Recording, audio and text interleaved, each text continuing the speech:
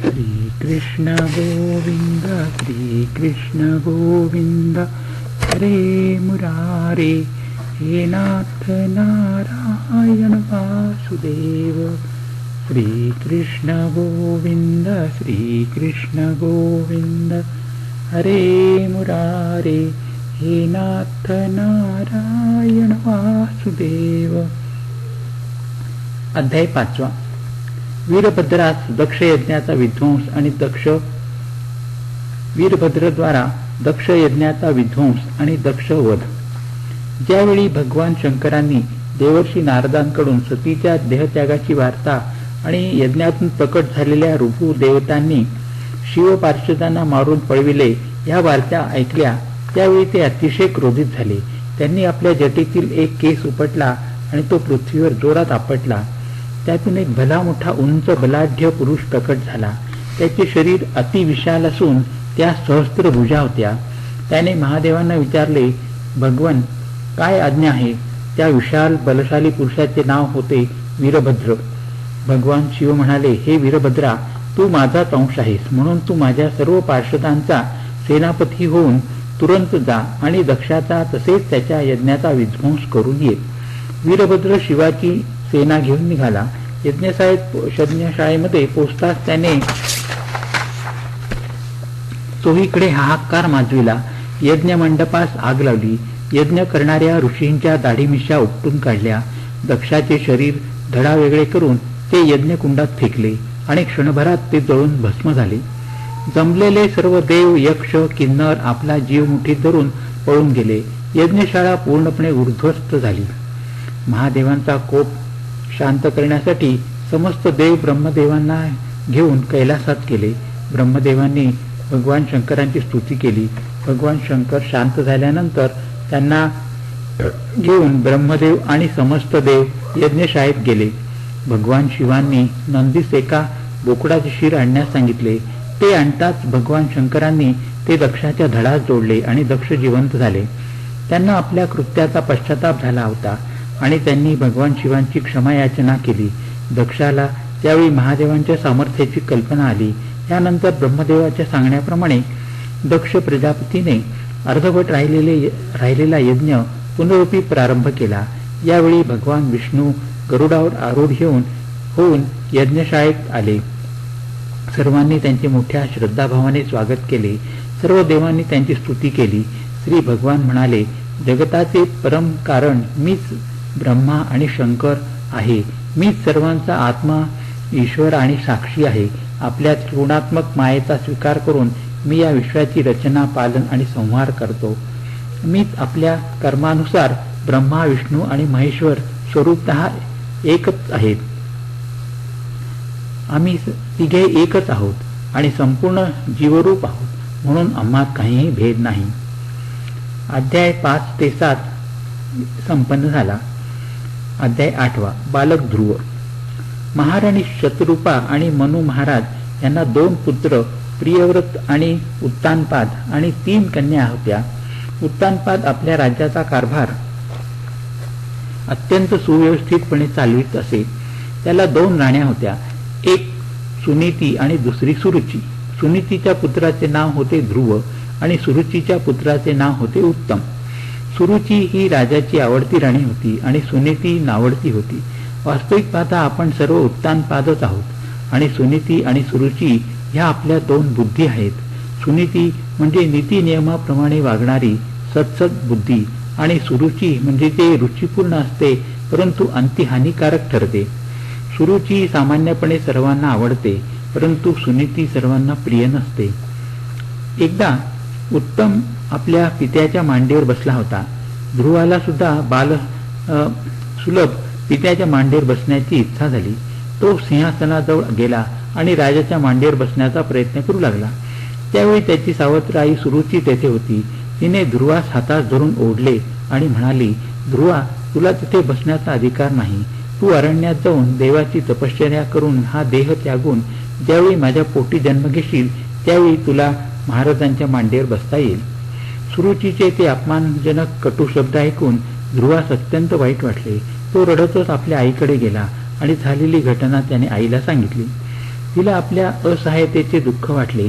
ती म्हणाली, ध्रुवा, तू तप करून देवाला प्रसन्न करून घे आणि तुला हवे असलेले ते वरदान मागून घे. ध्रुव तपस्या करण्यास निघाला. मार्गात त्याला देवर्षी नारद भेटले. त्यांनी त्याला समजावण्याचा प्रयत्न केला, परंतु तो आपल्या निश्चयावर दृढ होता. त्यावेळी देवर्षीने त्यास ओम नमो भगवते वासुदेवाय हा मंत्र सांगितला. ते पुढे म्हणाले, बाळा ध्रुवा, यमुनेच्या काठी असलेल्या मधुवनात जाऊन तू या मंत्राचा जप कर. बालक ध्रुवाने देवर्षींच्या सांगण्याप्रमाणे तपस्या प्रारंभ केली. पहिल्या महिन्यात त्याने 3 दिवसातून एकदा बोराची फळे खाऊन तपस्या केली. दुसऱ्या महिन्यात त्याने 6 दिवसातून एकदा वाळलेले गवत आणि पाने खाऊन भगवंतांची तपस्या केली. तिसऱ्या महिन्यात केवळ जलपान करून समाधी योग द्वारा श्रीहरीची आराधना केली. चौथ्या महिन्यात केवळ वायू पिऊन ध्यानयोग द्वारा भगवंताची तपस्या केली. 5व्या महिन्यात त्या दिव्य बालकाने श्वासास जिंकून घेऊन एका पायावर उभे राहून परब्रह्माचे चिंतन करीत चित्तास एकाग्र केले. या अतितीव्र तपस्येने तिन्ही लोक कंपायमान झाले. त्यावेळी लोकांचा श्वास प्रश्वास थांबला आणि ते अत्यंत भयभीत झाले. समस्त देवता भगवान नारायणांकडे गेले आणि त्यांनी यावर त्वरित उपाययोजना करण्याची आर्तस्वरात प्रार्थना केली. भगवान त्वरेने मधुवनात आले आणि ध्रुवाला दर्शन दिले. प्रभूंचे दर्शन होताच ध्रुवाने साष्टांग नमस्कार केला, परंतु आनंदाने त्याच्या मुखातून शब्दच उमटेना. त्यावेळी भगवंतांनी आपल्या शंखाने ध्रुवाच्या गालांना स्पर्श केला. तत्काळ ध्रुवास संपूर्ण ज्ञानाची प्राप्ती झाली. तो भगवंतांची स्तुती सुमने गाऊ लागला. भगवंतांनी अत्यंत प्रेमभराने ध्रुवास उचलून घेतले. ते म्हणाले, बालका ध्रुवा, तुला मी ध्रुव लोकाचे राज्य बहाल करीत आहे. उत्तानपादानंतर तू 36,000 वर्षे राज्य करशील. आपल्या कारकिर्दीत तू अनेक यज्ञ करशील आणि अंती माझ्या धामास येशील. येथून जन्म मरण नाही. असे दिव्य वरदान देऊन भगवंत अंतर्धान पावले. ध्रुव आशीर्वाद प्राप्त करून आपल्या राज्यात परतला. उत्तानपादाने त्याचे भव्य स्वागत केले. वाजत गाजत राजप्रासादात आणले. थोड्याच काळात त्याने आपला सर्व राज्यकारभार ध्रुवावर सोपविला आणि आपण स्वतः वनात तपस्या करण्यास निघून गेला. कालांतराने ध्रुवाने प्रजापती शिशुमारची कन्या भ्रमिका हिच्याशी विवाह केला. तिच्यापासून कल्प आणि वत्सर अशा 2 पुत्रांची त्याला प्राप्ती झाली. महाराजांची दुसरी पत्नी वायुपुत्री इला हिच्यापासून उत्कल नावाचा एक पुत्र आणि एक कन्या प्राप्त झाली. ध्रुवाचा बंधू उत्तम याचा विवाह अजून झाला नव्हता. एकदा तो शिकारीसाठी हिमालय पर्वतावर गेला असताना एका बलवान यक्षाने त्याला मारून टाकले. ध्रुवाला आपल्या भावाच्या वधाची वार्ता कळताच त्याने शोक आणि उद्वेगाने उत्तर प्रदेशात जाऊन यक्षांबरोबर घनघोर युद्ध केले. नंतर स्वयंभू म्हणूनच्या सांगण्यावरून त्याने ते युद्ध थांबविले. आता ध्रुवाचा क्रोध शांत झाला होता. त्यावेळी कुबेर तेथे आले. त्यांना पाहताच ध्रुवाने हात जोडून अत्यंत नम्र भावाने नमस्कार केला. कुबेराने ध्रुवास आशीर्वाद दिला. ध्रुवाने 36,000 वर्षे उत्तम प्रकारे राज्य केले. नंतर त्याला विष्णुलोकी नेण्यासाठी विमान आले. त्यात बसून आपल्या मातेसह ध्रुव भगवंताच्या धामी गेले. येथे अध्याय 8 ते 12 संपन्न झाला. ध्रुव वंशाचे वर्णन, राजा अंग आणि वेन यांचे चरित्र. ध्रुव महाराजांच्या वनगमनानंतर त्यांचा ज्येष्ठ पुत्र राज्याचा उत्तराधिकारी होता, परंतु त्याने आपल्या राज्याचा स्वीकार केला नाही. त्यावेळी त्याचा धाकटा बंधू भ्रमीपुत्र वत्सर याला राज्यावर बसविले. याच वंशात अंग नावाचा एक उत्तम राजा झाला, परंतु या धर्मशील राजाची पत्नी सुनीताच्या पोटी एक अतिशय क्रूर अशा पुत्राचा जन्म झाला. हा लहानपणापासूनच अतिशय दुष्ट स्वभावाचा होता. त्याच्या अशा दुष्ट क्रूर वृत्तीच्या कारणाने महाराज अंग राज सोडून निघून गेले होते. मुनींचा छळ केल्यामुळे त्यांनी वेनला शाप दिला आणि त्याचा लवकरच मृत्यू झाला. राज्यात कोणी राजा न राहिल्याने लुटारूंनी प्रजेला लुटून त्यांची धनसंपत्ती नेण्यास प्रारंभ केला. यामुळे प्रजेला अत्यंत कष्टांचा सामना करावा लागला. यावेळी ऋषींनी वेनच्या उजव्या भुजेचे मंथन केले, ज्यामुळे भगवंतांचे अंशावतार महाराज पृथू प्रकट झाले. येथे अध्याय 13 आणि 14 संपन्न झाला. अध्याय 15 महाराज पृथूचा आविर्भाव आणि राज्याभिषेक. ब्राह्मणांनी वेणीच्या उजव्या हाताचे मंथन केले असताना एक स्त्री आणि एक पुरुषांची जोडी प्रकट झाली. त्या दिव्य जोडीकडे पाहून ऋषीगण म्हणाले, हा पुरुष भगवान विष्णूंच्या विश्वपालिनी कलेपासून निर्माण झाला आहे आणि ही सुंदर स्त्री माता लक्ष्मीचा अंशावतार आहे. हा पुरुष सुयशाचे प्रथम जे करेल म्हणून याचे नाव पृथू असेल आणि हा एक सम्राट होईल. ही सुंदर स्त्री पृथूला आपला पती म्हणून स्वीकार करेल. तिचे नाव अर्ची असे असेल. पृथूच्या प्रकटनाच्या वेळी आकाशात शंखांचा ध्वनी नाद होऊ लागला. मृदंग दुंदुभी वाजू लागल्या. ब्रह्मा आणि इतर देव पृथ्वीवर आले. पृथूच्या हातावरील हस्तरेषा भगवान विष्णूंच्या हातावरील रेषेसारख्या होत्या.